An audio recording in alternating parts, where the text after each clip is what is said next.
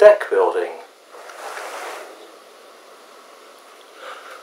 Deck building games are games like the classic Dominion or the more recent Star Realms. Games where each player starts with the same relatively weak hand and they use that hand to buy better cards and hopefully shift out some of the weaker cards into a scrap or permanently discarded pile that don't come back into the game, thus making their own hand stronger. That's deck building.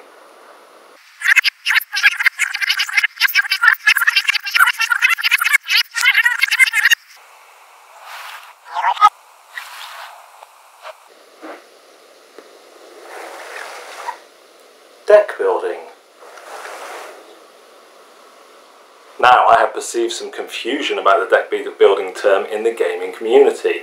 Some people will call Star Realms a deck builder, and rightly so, but some people will call games like Magic or Ashes a deck builder. What do they mean? What they actually mean is, in this game, before you play it, you have the option of literally pre-constructing or building a deck. Now, this can get quite confusing for a newcomer, but they are essentially two different styles of games. They both have cards. Games like Ashes and Magic, you pre-construct your deck, hence the term deck building, helpfully. Games like Star Realms, Dominion, Xenon Profiteer, you start with a weak hand which you use to increase your hand and make it stronger and hopefully get rid of the chaff. Deck building ×2. Drafting.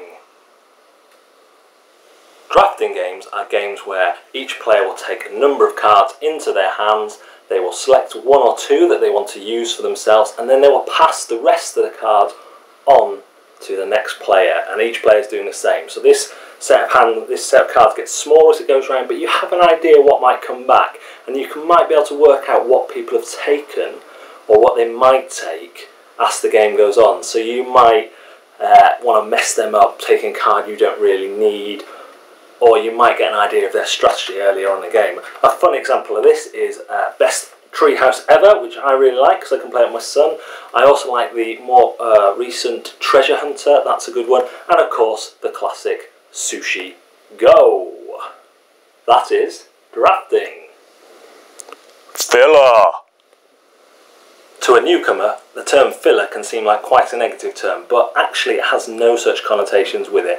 A filler game is simply a game that plays short enough, quick enough that you can use it in between games while you're waiting for other people to play, or waiting for people to arrive, or at the end of the night. So quite a flexible game. Usually not the deepest in terms of strategy. Often party games will fill this void as well. So we have an example here of Zany Penguins, great filler game.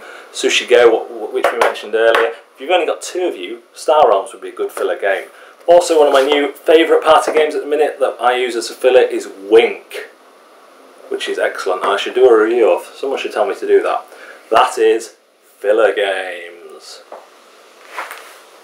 Gateway. A gateway game is simply a game that is a good game to introduce people to the hobby. That's perhaps a bit of a step up from what they might have played before. For me, my gateway game was King of Tokyo.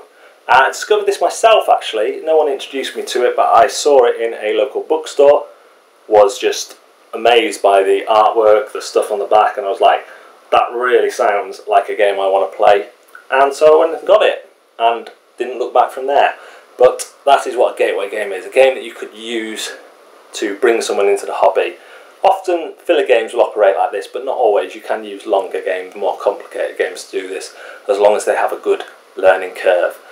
Gateway games. And that's it for our first Dictionary Corner. Thanks very much for watching. If you'd like to correct me, if you'd like to add any other words you'd like me to define or redefine as the case may be, please let me know in the comments. You've been watching Board, Deck and Dice.